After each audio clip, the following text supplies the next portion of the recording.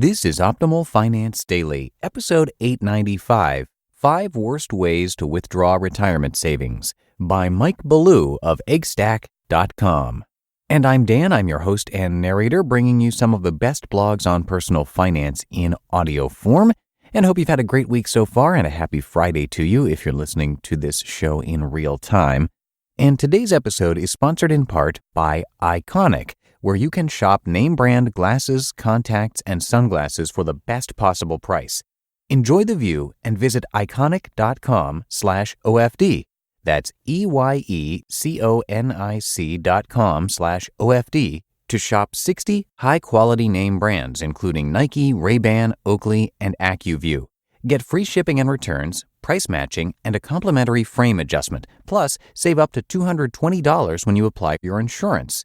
Don't have insurance? Use the code OFD to get 10% off your entire order.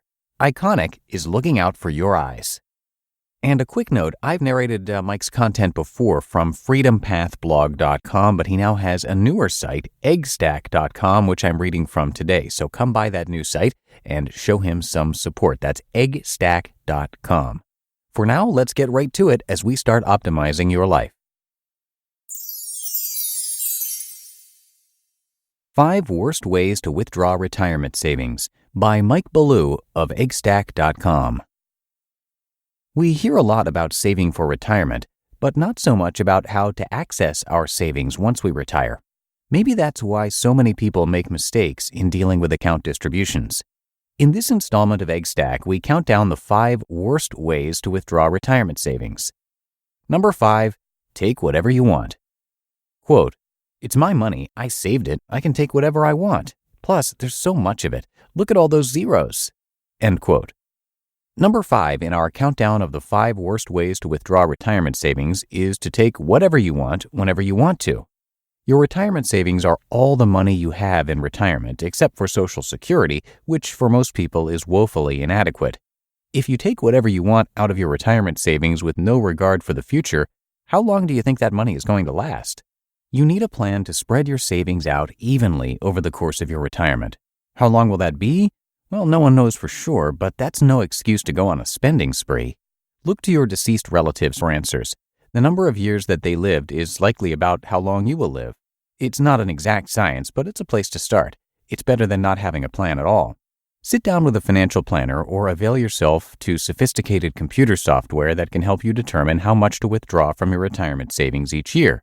If the amount is not enough to support your lifestyle, change your lifestyle or get a job. You cannot take whatever you want and expect everything to work out fine. Life doesn't work that way. Without a plan, chances are you will run out of money after it's too late to go back to work. In other words, after you're no longer physically able to work. What are you going to do then? Number 4, withdraw tax-free savings first. Quote, "Years ago, I acted on some good advice and opened a Roth IRA. The IRS limits you on how much you can put in each year, so the balance has always been less than my 401k. Still, it's a good chunk of change. Now that I'm retired, I'm anxious to start spending it." End quote. What is wrong with this picture? What's wrong is tax-free accounts are not the first place to turn in retirement. They're the last. A Roth IRA is the most tax-advantaged type of account you can own. For that reason, it should be saved until the very end. As outlined in retirement account distribution strategies, it's better to deplete money in tax-deferred accounts like a 401k before accessing tax-free savings. Number 3, cash out and put the money in the bank. Quote, "I've had it with the stock market. All these ups and downs and crashes. Who needs it? We're taking our money out of the stock market and putting it in the bank." End quote. Sounds like a reasonable response. So why is this number 3 in our countdown? Well, employer-sponsored plans like a 401k are tax-deferred savings. That means any withdrawals are subject to tax on both the original investment, pre-tax earnings withheld from your paychecks, plus any growth that has occurred. If you withdraw all of the money at once, you will incur a significant tax liability. It could easily push you into the next tax bracket. If you want to get out of the stock market, there is a way to achieve that objective without incurring a tax liability. Most investment institutions allow you to move money out of stocks and into an interest-bearing account. The accounts go by different names, stable fund or settlement account or something similar. You can stash your cash in there for as long as you need. The good news is you won't lose a thing in the next market crash. The bad news is you will miss out on any gains if the market goes up. Interest-bearing accounts typically do not keep pace with inflation. That means you are losing money over time. However, the loss is in the range of 2% annually. That's better than 10% in one day like can happen in the stock market. Thankfully, not often. Most investors use interest-bearing accounts on a temporary basis, like a harbor in a storm. After the clouds have lifted, they reinvest their money, hopefully in a lower market. Number 2. Not using tax-deferred savings until required minimum distributions take effect. Quote, "We never do anything. We don't go out, we don't go on vacation, and look at this place. It's falling apart. Ever since we retired, it's like you're afraid to spend money. What is wrong with you? How long do you expect us to go on like this? Well, I'll tell you, I have had it. Me and Marge are going out tonight and there's nothing you can do about it. Maybe I'll meet a man who isn't afraid to spend a little money. Someone who's not a pathetic worm like you. Where did you get that? We don't own a gun. You're not. No, wait, stop. No, help, somebody help me." End quote. Sorry, that got away from me. My wife likes to watch true crime. But getting back to our topic, preserving tax-deferred savings until required minimum distributions kick in is common among people who are financially conservative. Panic sets in when the paychecks stop coming, and as a result, the money in the 401ks barely gets touched. Before long, the new retirees are grumbling about their lives and saying this retirement thing isn't all it's cracked up to be. At 70 and a half years of age, required minimum distributions begin. From that point forward, you're required to withdraw a portion of your tax-deferred savings each year. How much depends on your age and the amount of money in your accounts. The more money you have, the more money you have to withdraw.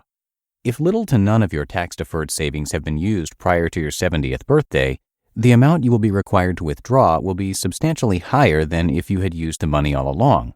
This is another instance where you can be pushed into a higher tax bracket. Being in a higher tax bracket results in a higher percentage of your income being taxed, which may include your Social Security benefits. Number 1. Cashing out between jobs and other early access. And with that, we have reached number 1 in our countdown of the 5 worst ways to withdraw retirement savings. Quote, "Those people are idiots. That's why I left. I think to be in management, you have to get a frontal lobotomy. That's the only thing that explains it. One thing is for sure, I am not leaving my 401k there. No way. By the time I retire, I doubt they'll even be in business." End quote. Our unhappy friend is about to make a big mistake. The absolute worst thing you can do with regard to retirement account distributions is withdraw money prior to reaching 59.5 years of age. Any withdrawal made from a tax-deferred account before you're 59 and a half will result in a 10% penalty for early withdrawal. That's on top of being taxed as ordinary income.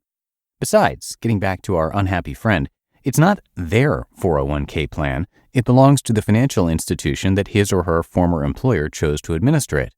Financial institutions are regulated by the federal government. They don't generally disappear overnight. The right move in this situation is to leave the money where it is or roll the funds over into another tax-deferred account. Either of those solutions would avoid an unwanted tax event.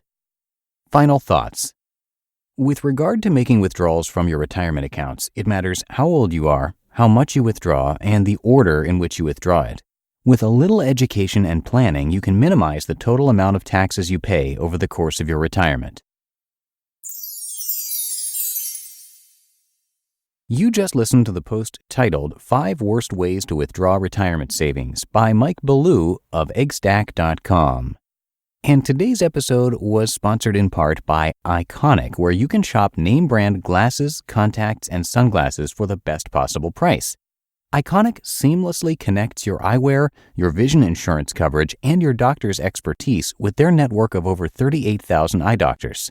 Use their virtual try-on tool to see yourself in your favorite pair of glasses. That's what our producers Lee and Justin both did, and it is super cool. They both ordered their pairs of glasses, which came in fast, and they said it was the perfect experience. Enjoy the view and visit iconic.com/OFD. That's EYECONIC.com/OFD to shop 60 high-quality name brands, including Nike, Ray-Ban, Oakley, and AccuView. Get free shipping and returns, price matching, and a complimentary frame adjustment. Plus, save up to $220 when you apply your insurance. Don't have insurance? Use the code OFD to get 10% off your entire order. Iconic is looking out for your eyes. And that will do it for another week here at Optimal Finance Daily. Hope you have a great weekend. Thank you so much for being here and being a subscriber. And I will see you back here on Monday, where your optimal life awaits.